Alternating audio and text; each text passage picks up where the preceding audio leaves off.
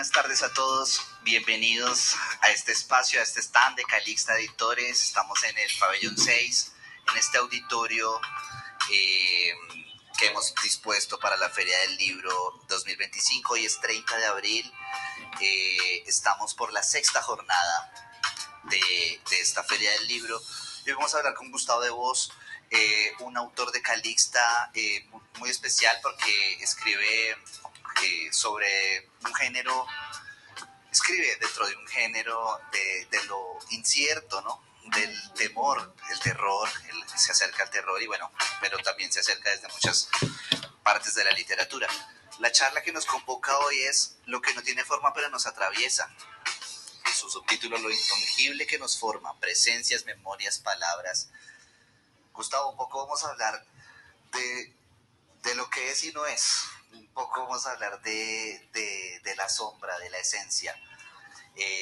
Bienvenido a Calixta, bienvenido a este podcast.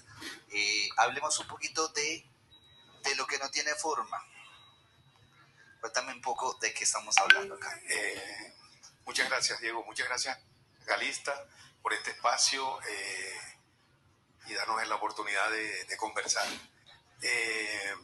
Bueno, lo que no tiene forma, cuando me hablaron de esta charla, a partir de la temática de la Filbo de este año, las palabras del cuerpo, a mí se me ocurría que lo que no tiene forma también puede ser lo incorpóreo, ¿cierto? Incorpóreo son aquellas cosas que están como referente en nuestra mente o en lo que sentimos, en lo que creemos sentir, ver, pero que evidentemente no tiene forma. Entonces fue como mi punto de partida. Lo que a mí se me ocurría era, hablemos de eso, de los seres que están presentes pero no están, de aquellos efectos paranormales que decimos que no creemos en ellos, pero están ahí y son evidentes. A eso me refiero, o me parece que le da contexto a ese título de esta charla, Lo que no tiene forma, pero sin duda nos atraviesa. Lo incorpóreo puede también abrirse y tener un campo de lo imaginario, de lo espiritual o de lo espectral. ¿Hay una diferencia ahí entre esos? ¿Cómo la analizas? Sin duda, pero bueno, si estamos en la literatura, obviamente siempre vamos a tener el principio de ficción que le apasiona mucho a la gente. ¿Por qué existen los lectores de ficción? Hace un tiempo leí que una de las razones es porque leer ficción sobre todo nos hace que entremos en un trance, algo similar a lo que nos pasa cuando soñamos, ¿cierto? O cuando pensamos, cuando estamos en un estado de meditación. Después de ello nos sentimos como descansados, hemos visitado otros mundos. Y lo otro es ya pensar en espacios que en eso la literatura también nos ha motivado muchísimo, que tiene que ver con estas entidades, estos espectros, estos fantasmas, ¿cierto? La literatura sin duda ha sido el combustible para que siga ardiendo esa intención o ese afán de que conozcamos todo lo que hay detrás de esos espectros. La literatura es una fuente importante para ello. Ahí como lo estás planteando también, es como la ficción hace también las veces de convencer al cerebro, de jugarle el juego, de hacerle sentir la realidad, de que tú leas un libro y el libro diga que pasa el viento y tú lo sientas pasar. Casi que la unión de esa fuerza del cerebro y la ficción, o sea, como que lo incorpóreo se puede materializar en ese suceso imaginativo, en ese plano de la ficción. Entonces ahí el escritor tiene una tarea muy importante y es no solamente decirle al lector qué es lo que se va a imaginar, sino sugerirle.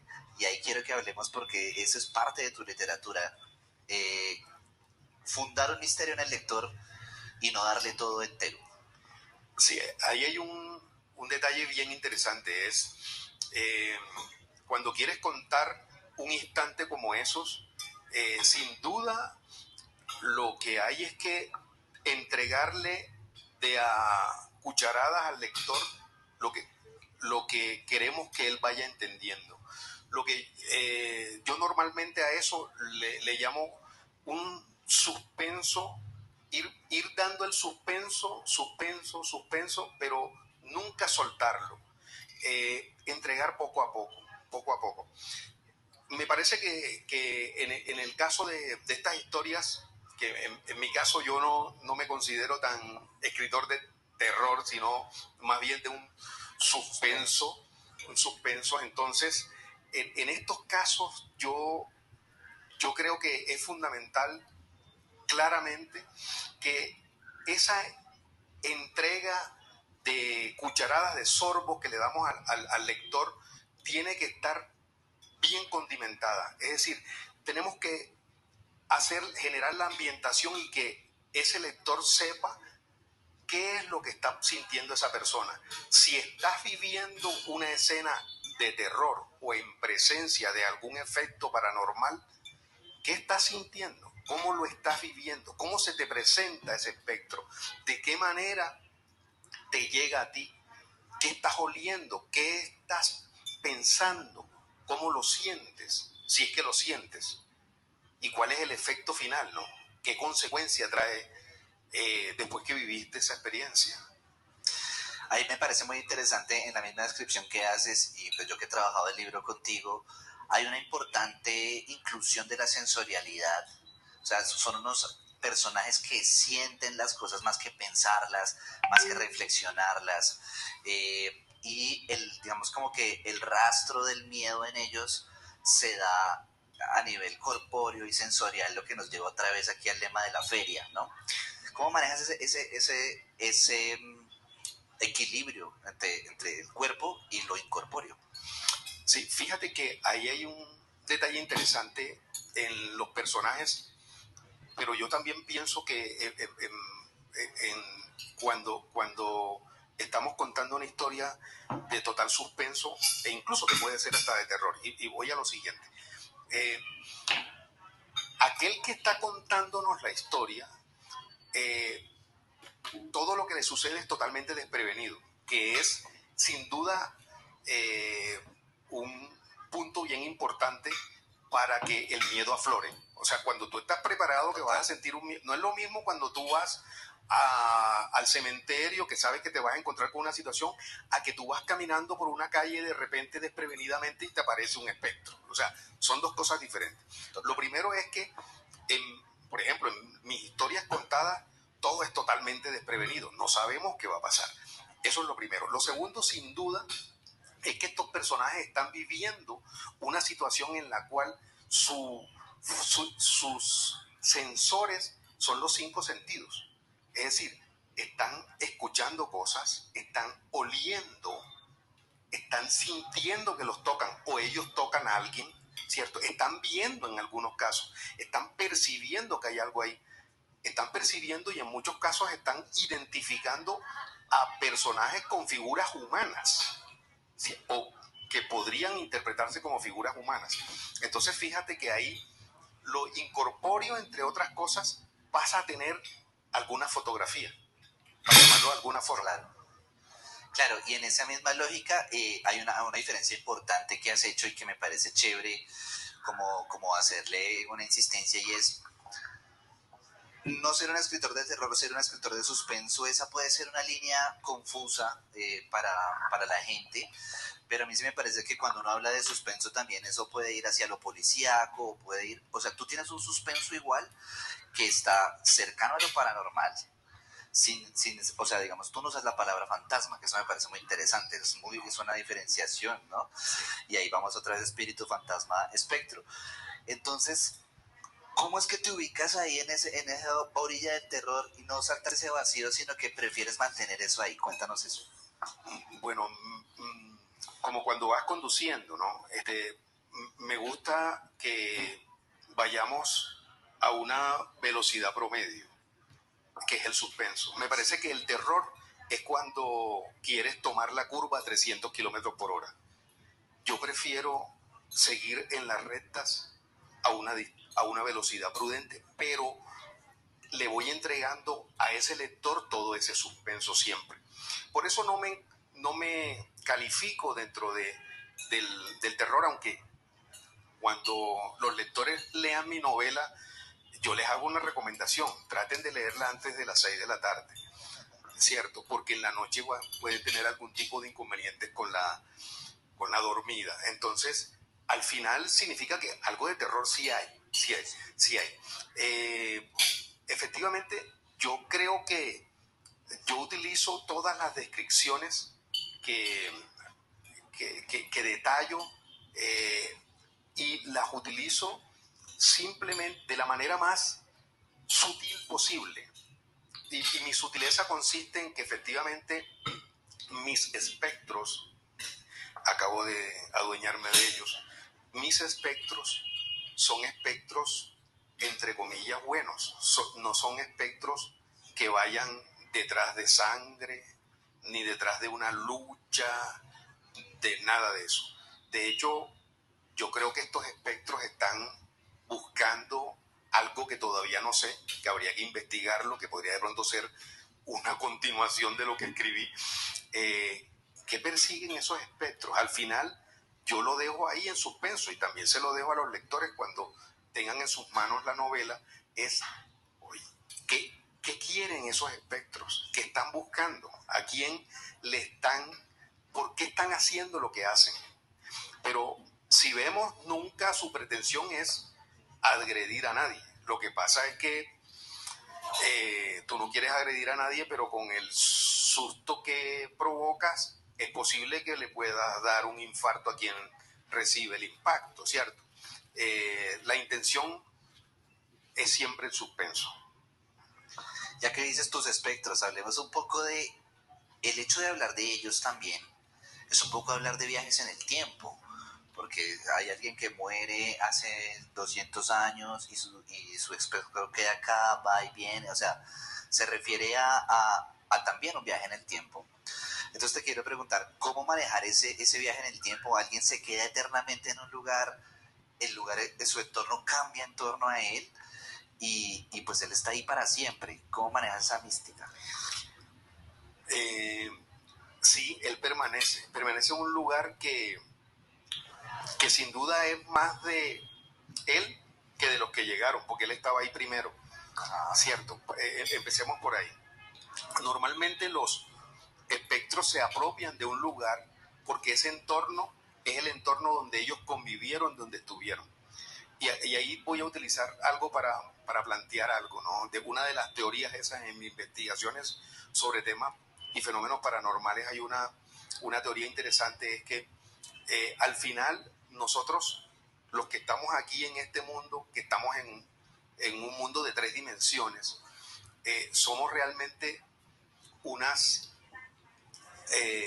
nuestro cuerpo es simplemente como si fuera un uniforme que llevamos puesto, porque en el fondo lo que terminamos siendo, lo dice la teoría, y ya les hablo de la teoría, lo que terminamos siendo somos energía informada, es decir, somos energía más información. Tenemos una información que no necesariamente es el conocimiento, tenemos una información que viene incluso de otras vidas, y le damos ya cuerpo a una de las teorías que también tiene acervo en algunas religiones, sobre todo en Oriente, que es la reencarnación, ¿cierto? Voy a hablar de eso. ¿Por qué la reencarnación? Porque me estás hablando de el tiempo. Nos podemos mover en el tiempo. Cuando nos movemos en el tiempo significa que si yo reencarné, significa que yo tuve unas vidas anteriores. Y si reencarné, significa que voy a tener unas vidas posteriores. Me puedo desplazar en el tiempo. ¿De acuerdo? Ahora, esa energía informada que tiene esta teoría nos dice que ya eso incluso ha sobrepasado las esferas de las comprobaciones que normalmente nosotros en la Tierra hoy día, para que creamos algo, tiene que haber pasado por el aval del método científico, ¿cierto? Cuando nosotros hablamos de procesos de espectros o de efectos paranormales. Estos efectos paranormales, todo lo que hemos conversado hasta el momento, hasta que yo empiezo a hablar de cómo me muevo en el tiempo, no tienen asidero científico. Es decir, la ciencia en su modelo científico les practica un proceso de observación, de experimentación, de hipótesis y comprobación, que es el método científico. Lo acabo de decir, son los 4 pasos del método científico. No lo pasan, ¿cierto? Pero no lo pasan, pero cuando estoy hablando de energías informadas, de que efectivamente es posible que haya algo antes y después de esta vida, lo hemos experimentado y ya la ciencia médica ha encontrado en los eventos de experiencias cercanas a la muerte, SM, que llaman los médicos investigadores de este tema, han encontrado que efectivamente hay un umbral, ¿cierto? Y que ese umbral camina a través del tiempo. O sea que estás viendo algo que pasó, pero que también puedes vislumbrar lo que viene. Entonces, si utilizamos este tipo de teoría para darle el aval, que ya la ciencia podría estar muy cercano a darlo, ¿cierto? Ya de hecho digo que algunos médicos aseguran que efectivamente eso se da. Podríamos estar ya dándole cuerpo a que los espectros, estos espectros, mis espectros que se transportan y que deambulan en el tiempo, tienen algún tipo de explicación con alguna base científica. Aún nos falta mucho, ¿cierto? Nos falta mucho. Yo ahí simplemente para cerrar digo algo. Sucede que cuando hablamos de la comprobación científica, el paso del método científico, y que decimos que eso no pasa por el rigor científico, porque lo científico tiene que tener una base de una experimentación, el empirismo tiene que existir, es decir, empíricamente es necesario que se compruebe. Si no pasa por ese proceso empírico, no se puede demostrar. Y si no se puede demostrar, la ciencia simplemente lo niega, ¿cierto? Pero hay cosas que nosotros, y los invito a que pensemos en eso, nosotros sabemos evidentemente que hay cosas que nosotros, que están en nuestro diario vivir y no pasan por el rigor científico, sin embargo creemos en ello. O es que todos nosotros no soñamos, los sueños no pasan por el rigor científico. Es más, los pensamientos no pasan por el rigor científico, porque un pensamiento no tiene forma de medirlo, no tiene peso, no tiene olor, no tiene dimensión. Es más, ni siquiera tiene, usted no sabe el pensamiento y los sueños, qué tanto tiempo demoró, no sabes, no lo puedes medir. Pero sabemos que los sueños existen, ¿cierto? Sabemos que el pensamiento existe y no pasa por el rigor científico. Entonces ahí hago la pregunta, aunque no pase por el rigor científico, ¿podemos creer en ellos?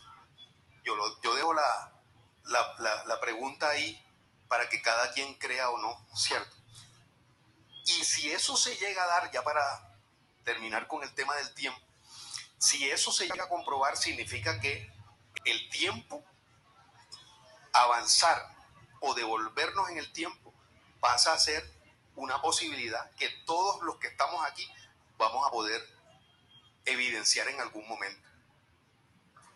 Uf, Gustavo, ahí nos acabas de demostrar dentro de todo además que eres un investigador, o sea que te has especializado en los temas paranormales y que has usado el método científico para además pues, hacer tus convicciones y de ahí sale tu literatura. Por eso me pregunto, un investigador consagrado, pues juicioso como tú eres, dedicarse a la incertidumbre. O sea, me parece que eso ahí tiene una lógica compensativa, como piensas entre la ficción y ¿te consideras muy realista o muy ficticio en ese orden de ideas? No, tú sabes que la ficción es la mejor manera de describir la realidad con una máscara. Correcto, correcto. Entonces, te respondo muy rápidamente que es una manera de ver lo que escribo. E incluso cuando escribo, no solamente estos temas de suspenso y de efectos paranormales, sino cuando escribo, por ejemplo, novela negra, que es mi esencia, yo escribo novela negra,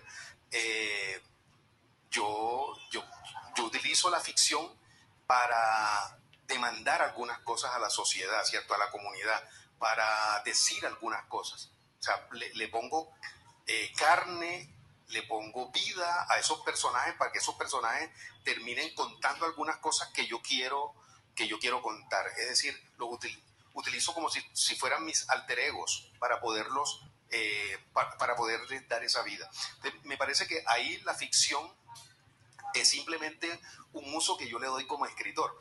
No significa que el rigor del investigador, el rigor científico por el cual yo trato de discernir todo esto, no le saque provecho. De ello me parece que esa es mi base. Mi cimiento es que decir que no trago entero, sino que primero tengo que comprobar si efectivamente eso lo puedo contar así o no. Es más bien mi reflexión final. Esa procedencia de escribir sobre personajes incorpóreos, sobre darle forma a lo que no lo tiene, también te lleva a hacer de una ciudad un personaje. Quisiera hablar como del lugar en el cual se albergan los espectros, porque no podemos decir que en todas partes haya, sino hay una disposición de unos lugares específicos, hay una lógica mística, bueno, hay cosas que hacen que unos lugares sean predispuestos para esos incorpóreos. ¿Cómo eliges eso y cómo haces del espacio de la ciudad un personaje más? Sí, fíjate que antes de responderte eso, porque parto de eso, voy a tomar de la mano algunos de los personajes que están aquí escritos, ¿cierto? Aquellos escritores que utilizaron los fenómenos paranormales, entre comillas, los fantasmas, pero los fantasmas no los utilizan como seres sobrenaturales, sino como parte de la ficción. Si no, acordémonos de Prudencio Aguilar, ¿cierto? Que es la raíz en la que desemboca aquellas veces que le salió tantas veces a José Arcadio Buendía, que termina José Arcadio y Úrsula huyendo del pueblo y terminan fundando Macondo, que es lo que construye Cien Años de Soledad, ¿cierto? Todo nace de ahí. O, para referenciar a Gabo, o todas aquellas personas y todos los personajes que están en la obra de Rulfo, en Pedro Páramo, en Comala, ¿cierto? Comala, que está llena de personajes que están en el limbo, son espectros, pero los espectros son los protagonistas de la novela, ¿cierto? O el papá de ambos, William Faulkner, ¿cierto? Mientras agonizo, el personaje principal realmente es un muerto, pero convive con todos los personajes. Es un fantasma que les habla a todos. Entonces, yo ahí te respondo, yo emulo lo que estos escritores hicieron. Yo lo que hago con todos estos personajes es que les doy un poco de vida, ¿cierto? Pero desde mi perspectiva de entregarlo como si fuera un suspenso. Para mí estos personajes tienen vida, están ahí, conviven ahí, son dueños de ese espacio, ¿cierto? Esos espectros además me permiten generar en el espacio que es de ellos otro personaje más. Así como Comala y Macondo son personajes dentro de estos ejemplos que coloqué. En mi caso, el lugar donde yo decidí que toda esta historia se iba a desarrollar también hace parte de la historia, porque no es un lugar cualquiera, está revestido de una historia, ¿no? La historia además es la que te fundamenta, la que te da el cimiento, la base, la zapata en la cual se construye todo esto. Entonces, no es lo mismo un edificio construido en este siglo que un edificio construido hace 5 siglos, ¿cierto? Y que además fue un monasterio de monjas, ¿cierto? Y un monasterio que además son las que se denominaban, gracias a uno de los concilios de la iglesia, las enterradas vivas, cuando la iglesia decide que las monjas ya tienen que entrar a sus conventos y no salir más, ¿cierto?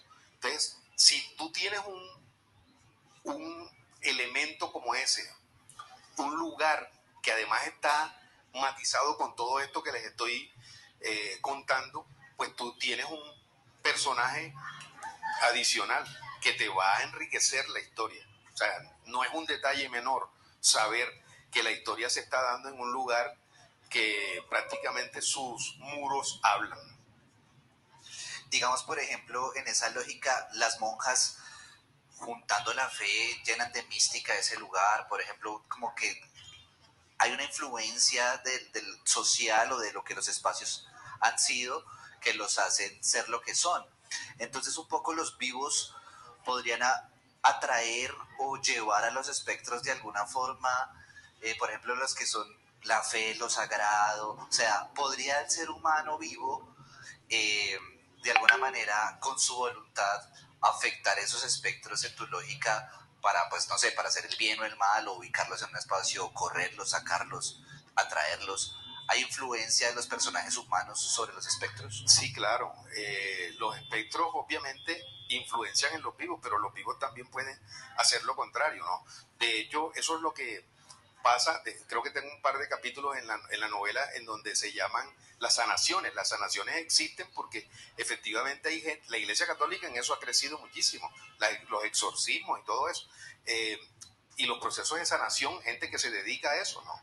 Para entrenarse justamente a ayudar a que estas almas en pena, el término almas de pena de hecho viene de la Edad Media en Europa, cuando, hago el paréntesis, cuando se pensaba que esas almas no estaban ni en el infierno ni en el cielo, sino en el purgatorio, y estaban penando, y por eso era que aparecían.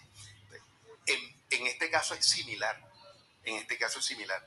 Entonces, claro, los vivos ayudan a que esa alma en pena pueda por fin recogerse y esa energía pueda llegar a la dimensión siguiente, ¿cierto? Porque nosotros aquí estamos en las 3 dimensiones, pero dicen los entendidos del tema, los que creen en la reencarnación, en estas teorías experimentales, entre otras cosas espirituales, hablan hasta de 10 dimensiones en la cual el tiempo es inexistente, ¿cierto?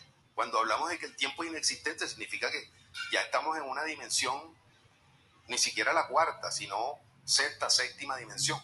Claro, lo que hacen los vivos en este proceso de sanaciones es decir, es tomar este ente, este espectro y tratar de llevarlos a un nuevo estadio en el cual ya pueda llegar y encontrar su nueva dimensión.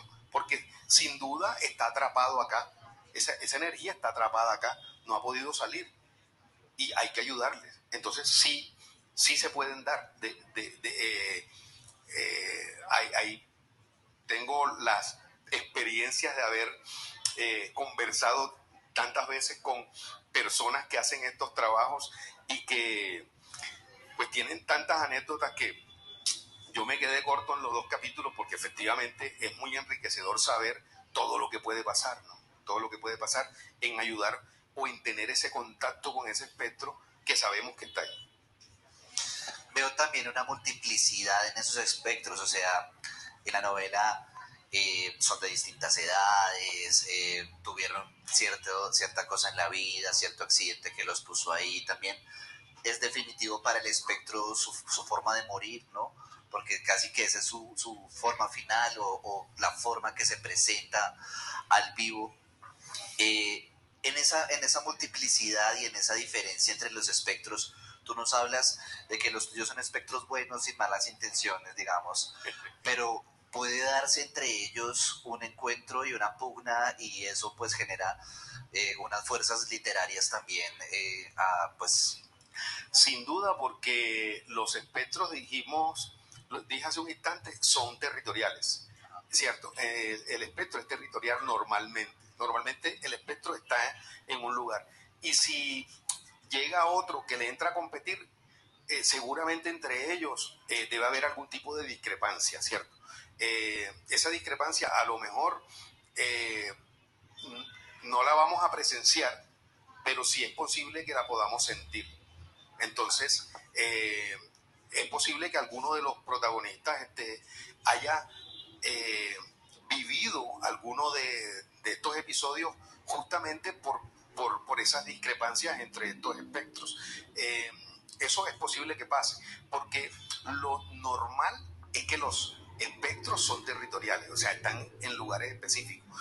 Por eso es un poco raro, ahí abro otro paréntesis, un poco raro lo que te comentaba hace un instante, antes, off the record, que es muy raro lo que pasa con las leyendas y los mitos, ¿cierto? Porque eso se vuelve repetitivo. La leyenda y el mito dicen que sucedió, y sucede que, por ejemplo, La Llorona está en casi todos los países de América, ¿cierto? Entonces, ¿en dónde realmente sucedió? Franco, ¿tú sabes cómo es La Llorona? ¿Nos cuentas cómo es La Llorona? Por favor.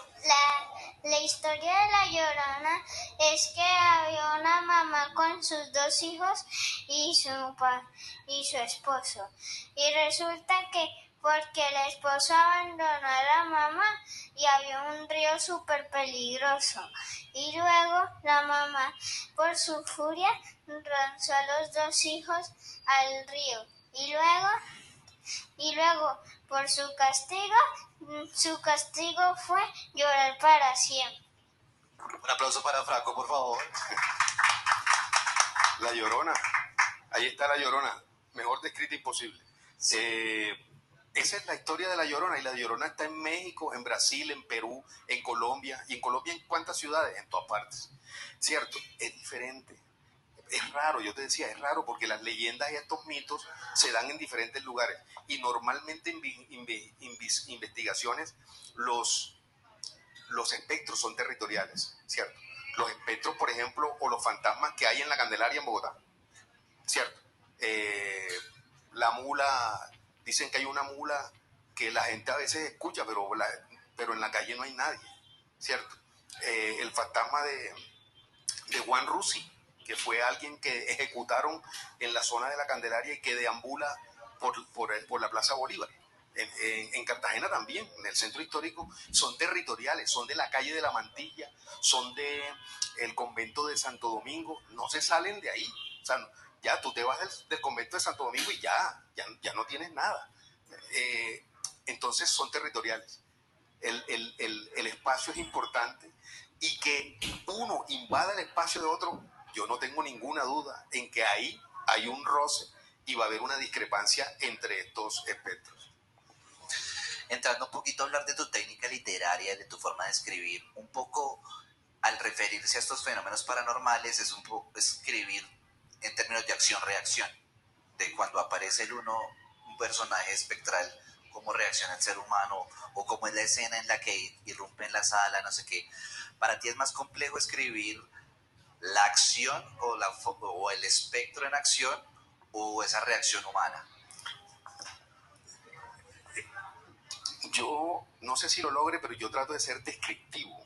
Es decir, yo lo que voy haciendo es una descripción de lo que va sucediendo, aunque eso que voy describiendo, voy a decir con un contrasentido, pero los escritores me entenderán, es que yo voy describiendo no necesariamente en la línea de tiempo real, ¿cierto? Pero yo voy describiendo lo que va pasando. Y es posible que en mi descripción me devuelva en el tiempo o me adelante, pero sigo describiendo. O sea, mi métrica es la descripción.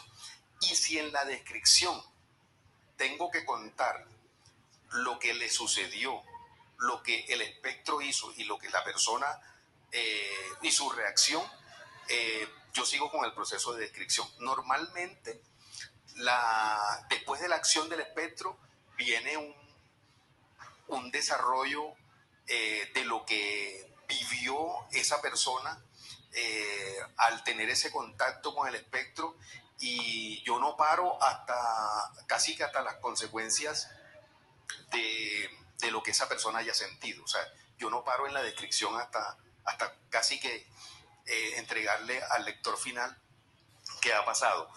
Y seguramente va a pasar, pero yo no lo hago así. Es que alguien me pregunte, bueno, ¿y qué pasó con la señora de rojo? ¿Cierto? ¿Y ella qué? ¿Ahora qué? No, porque yo me detengo en lo que le pasó al protagonista de la historia, que me contó a mí la historia, porque esto me parece que es importante lo que voy a decir. Estas son historias contadas por sus protagonistas, que yo ambiento y ficciono para darles vida, pero realmente todas fueron contadas por sus protagonistas. En algunos no tuvieron que contármela porque las viví yo. Entonces, si alguien me pregunta si yo creo en algún fenómeno paranormal, yo no creo. Yo sé que existen porque yo las experimenté. O sea, yo no creo en ellas, yo sé que existen, yo las experimenté. Entonces, en estos casos, yo prefiero seguir con mi métrica descriptiva, Diego. Justo iba a esa pregunta mística y te iba a decir como si no era un tema sensible, hablar de estos temas y sobre todo recoger historias de personas que lo han vivido implica una sensibilidad especial para con estos temas, ¿no? Como que todos conocemos, o no todos conocemos a alguien, pero sabemos de personas que tienen una manera de sentir los espíritus, de ver más cosas. Me da la sensación que tú haces parte de esa lógica y de esa sensibilidad. Y como escritor también, pues eso me parece interesante preguntártelo, pues si uno tiene pues la sensación del extrañamiento, de lo paranormal, ¿cómo decide qué escribir y qué no? ¿Cómo le mete técnica literaria a algo pues como que te arrasa? Bueno, ahí la ficción me ayuda, ¿no? Me ayuda, porque hay una cosa que hay que aclarar, es que hay gente que ve, hay gente que huele, hay gente que no ve, pero que presiente, que siente, que sabe que hay una presencia. Hay gente que escucha, ¿cierto? Pero hay gente que siente todas las anteriores.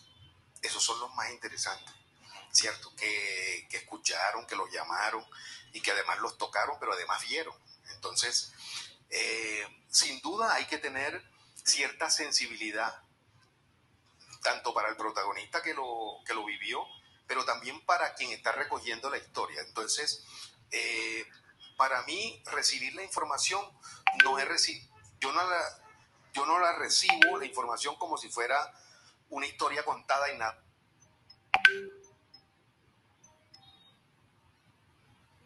más. O sea, para mí, no hay no es nada sesgado, para mí es totalmente importante. O sea, es tan importante que, que a lo mejor pasa como nos debe pasar a todos, que cuando alguien te está poniendo mucha atención, tú sigues contándole, ¿cierto? Cuando alguien no te está poniendo atención, tú casi que terminas la historia y la rematas porque, ay, que no me está poniendo atención. Pero en mi caso, yo pregunto y me intereso y pongo otros ejemplos y a mí me pasó esto y entonces eso motiva a que el otro se acuerde más, se acuerde de más cosas y me cuente más y me cuente más. Eso lo hago. Es decir, yo ahí tomo el oficio y tengo varios colegas aquí que no son colegas míos, pero que son comunicadores. Eso es lo que hace el reportero, ¿cierto? Que trata de capturar todo lo que es importante. En ese caso, para el reportero, para quien esté haciendo la crónica, para mí, para el lector. A mí me interesa que el lector tenga una situación completa de lo que esa persona vivió, de que lo que el protagonista vivió. Entonces, yo trato de recoger absolutamente todo lo que sea posible. Y después, al sentarme, seguramente algunas cosas desellaré porque me parece que de pronto no le dan contexto.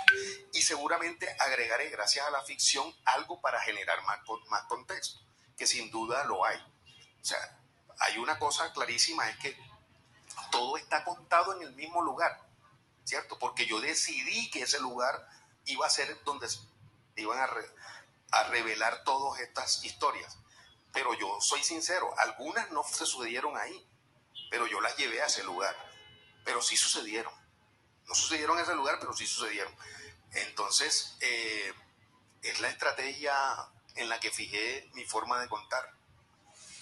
Y ahí también me parece interesante que estás en un punto medio, como en un plano cartesiano que junta el suspenso, el terror, que escribes la novela negra, ¿no? Como que estás cerca de varios géneros, en las fronteras de varios para armar una obra propia. Y además hay una sensibilidad especial con esto. ¿Tú sientes que cuando escribes novela negra te vas al purismo de la novela negra o te vas al purismo de acá, o sientes que tu literatura está alimentada de todas ellas y un lector puede coger un libro tuyo y tener de pronto un poquito de de esto espectral, pero también novela negra, pronto un poquito de ficción. ¿Cómo lo sientes? Yo siento que tengo como una bandeja paisa. Tengo varios ingredientes. Yo tengo muchos ingredientes. ¿Por qué? Porque yo efectivamente, yo escribí una novela que ahorita me preguntaban que sigue después del silencio de la escafandra, y efectivamente escribí una novela utilizando siempre como punto de partida la historia con H mayúscula, en donde parte de la historia se fundamenta en muchos efectos paranormales. Es la historia se llama Tras el Tesoro de Santana, y es justamente sobre Antonio López de Santana cuando vino a vivir a Colombia. Yo utilizo eso. Y en esa novela yo despliego algo en lo que cuando lo estaba escribiendo, o mejor, cuando la terminé, yo dije, o lo estaba terminando, yo dije, junté dos cosas aquí que a mí me apasionan y que me resulta fácil escribirlas, sin darme cuenta. O sea, yo le metí paranormal y novela negra, y me salió porque cuando no me di cuenta. Yo seguí escribiendo y escribiendo, y sucede que siempre tenía que regresar a lo paranormal. Yo creo que yo cuando escribo no estoy buscando el purismo de la novela negra, ni tampoco, fíjate que me reconozco que no llego al terror. Yo lo que creo es que hago una mezcla, y en esa mezcla surge lo que es mi escritura, ¿no? Yo no tengo una pretensión de que lo mío sea una impronta, pero sí es una particularidad. Yo además, una cosa que sí pretendo es que los personajes se sientan de carne y hueso. Es decir, mis personajes son personajes reales de carne y hueso. Yo trato de, si no los describo completamente, sí trato de que el lector por lo menos lo pueda identificar. Este puede ser una persona así, así. Lo puede identificar muy bien. Es decir, trato de que además agregarle una cantidad de cosas, seguramente hace parte de lo mío, de mi formación, es que mis personajes, yo trato de explicar siempre qué están tomando, qué están comiendo, cómo se están vistiendo, cómo se ven, ¿cierto? Cómo se peinaron, y a lo mejor hay muchas cosas mías, ¿cierto? Yo soy muy de la cocina, entonces para mí saber qué voy a comer o qué comí es importante, y mis personajes también. Bueno, hemos estado aquí hablando con Gustavo sobre esa, darle forma a lo que no lo tiene, sobre ese lugar eh, que es la incertidumbre, ¿no? Que ese es un gran espacio, y nos has mostrado también como investigador una forma de construirlo, pues que es muy interesante. Hay una cosa que también tiene la novela y que tiene la ficción, y es el hecho de que alberga, como tú decías, la historia con H mayúscula. Si bien nosotros estamos enfrentándonos a unos sucesos, entre unos entes, entre unos personajes, ahí debajo estamos aprendiendo historia del país, estamos aprendiendo historia de la ciudad de la que estemos, estamos aprendiendo sobre la humanidad y sobre el paso del tiempo. Eh, hay algo muy importante, pues es la historia como vehículo, como eje transversal. ¿Crees que entonces la ficción también puede ser una manera de enseñar, de acercar a los jóvenes pues a la historia y a las verdades de una forma, pues, no sé, emocionante? No tengo duda. De hecho, es mi pretensión.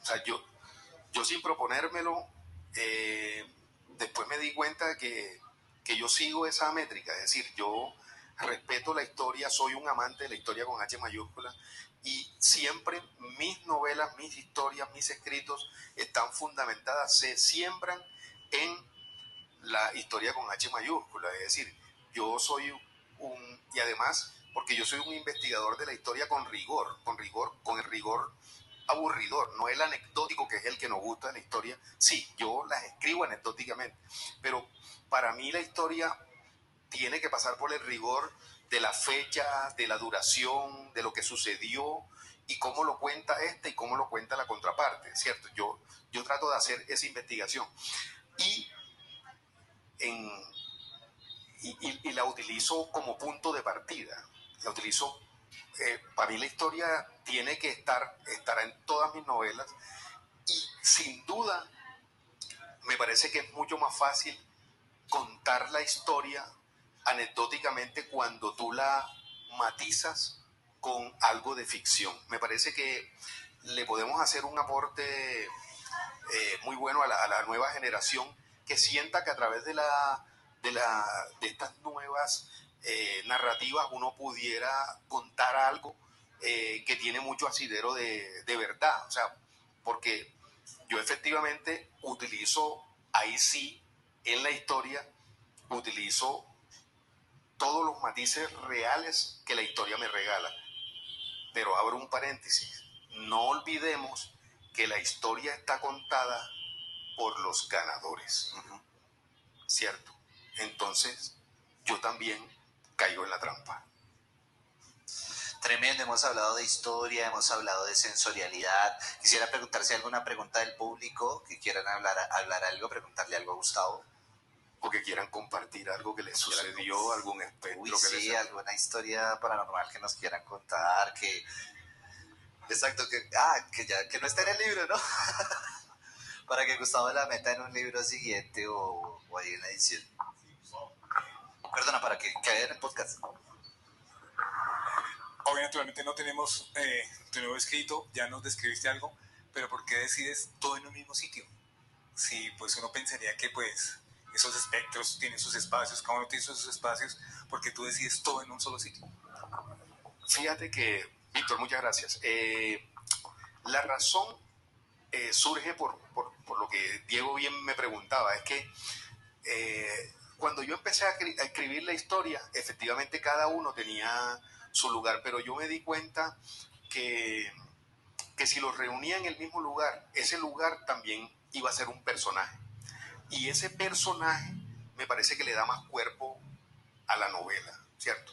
Le da cuerpo porque todo sucede en el mismo lugar. Yo trato de que no haya lugares comunes, ¿cierto? Pero eso espero que los lectores me digan. Si efectivamente encuentran que hay lugares comunes y que me digan, mira, esto que le salió al otro también en el mismo lugar. Yo traté de que no, pero bueno, eso lo tendrán que juzgar los lectores. Pero la razón es porque ahí encuentro un personaje más. Me parece que el edificio es un personaje, y no es un detalle menor. Me parece que cuando se encuentren con la obra se van a dar cuenta que efectivamente yo trato de darle uso a eso, y fue el recurso que utilicé. Gustavo, muchas gracias. Estamos próximos a tener con nosotros los espectros del hotel. ¿Alguna otra pregunta? Sí. Una pregunta más.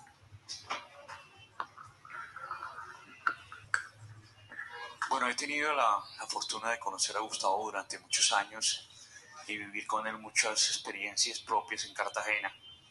Hay una cosa que es muy interesante y que le quiero preguntar al ingeniero es ¿cómo maneja, cómo es esa barrera, esa frontera entre el suspenso, sí, el terror, pero en la mitad queda algo que se llama miedo?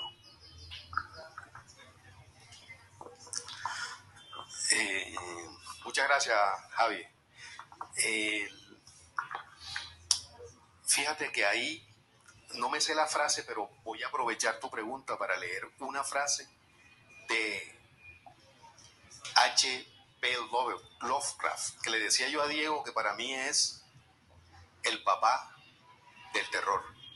Algunos dicen que es Edgar Allan Poe, pero yo soy un atrevido y digo que Lovecraft. La emoción más antigua y más intensa de la humanidad es el miedo. Y el más antiguo y más intenso de los miedos es el miedo a lo desconocido. Eso dice Lovecraft. Y totalmente cierto. Cuando tú estás en una escena de suspenso, lo que estás manteniendo, la pretensión es que ese miedo que aflora se siga manteniendo a través de tu lectura, ¿cierto? En el caso de yo acá tratando de atrapar al lector para que el lector me siga en ese suspenso, sin soltarlo, ¿cierto? Y yo, lo que le aclaraba a Diego, yo trato de no desbocarme en ese suspenso para no llegar a lo que aterrizan los escritores de terror, ¿cierto? Para mí, esa es la gran diferencia que yo hago. Mantengo ese suspenso para seguir motivando al lector que con ese miedo es el que quiere saber que efectivamente pasó, aunque le dé miedo. El miedo va a estar latente ahí, porque todo lo que nosotros tenemos como desconocido nos va a obligar siempre a las cosas inexplicables. Todo lo que es inexplicable nos asusta, lo desconocido no sabemos, y el miedo viene de ahí. Bueno, otra pregunta. No es una pregunta, yo quiero contar una anécdota. Ah, perfecto. Cuando yo tenía 15 años, mis padres me regalaron un viaje a Estados Unidos a los parques y me fui con una prima. Estábamos en uno de esos parques que es réplica de países y estábamos en una pared muy bonita, me gustó, me tomé la foto. No voy a decir hace cuánto, las fotos uno las veía cuando volvía y las revelaba, era de rollo. Y pues mi prima me tomó la foto y estaba solo la pared. En la foto aparezco con unas manos que me están cogiendo sobre los hombros. Se ven perfectamente. Yo diría que son unas manos como de un niño de por ahí 11 años, blancas, se ven perfectas. Y espérate, amor. Y es pues porque por lo general uno siente un susto o algo paranormal y no queda como la evidencia. Yo no sentí nada en ese instante, pero después me di cuenta, nunca me dio miedo de la foto, pero mi familia, que también veo los primos, los tíos y todo el mundo vio la foto, se murieron del terror. Era eso. Gracias. Más efectos paranormales. Sí. Tú sabes que hay una cosa, ahora que Marisabel cuenta esto, me acabo de acordar algo que normalmente nos pasa, es que cuando uno utiliza, en mi función como investigador y de pasar por el rigor del método científico, cuando uno utiliza el método científico, encuentras que hay cosas y sabes que lo que está demostrado por la ciencia es lo que tú debes creer, o sea, de hecho, ese es el convencimiento que tenemos. Pero cuando tú cuando vives una experiencia paranormal, automáticamente toda la lógica se viene al piso. Entonces, ¿cómo sostienes eso? Si tú viviste una experiencia paranormal, ¿cierto? ¿Cómo lo sostienes? La ciencia ya no te da para eso, pero tú lo viviste. Es igual como los sueños. Sí, no me lo demostró la ciencia, pero yo sé que existen. Ahí se las dejo.